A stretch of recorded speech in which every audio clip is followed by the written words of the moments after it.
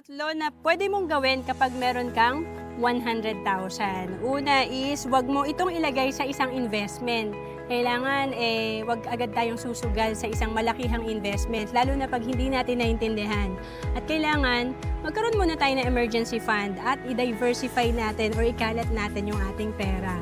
And then, pangalawa, huwag ipagyabang.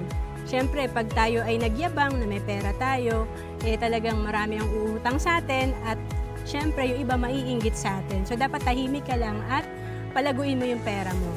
And then, pangatlo, invest in yourself. Kailangan yung 100,000 mo, mapalago mo, dagdagan mo pa ito, i-improve mo yung skills mo para tumaas pa ang income mo, i-invest mo to para mag-grow pa yung investment mo. And of course, mag-enroll ka sa mga course na makakatulong sa'yo para mag-improve yung skill mo, kagaya ng sa marketing. To know more about savings and investment, message mo lang ako sa FB, Roanne Celis Capistrano.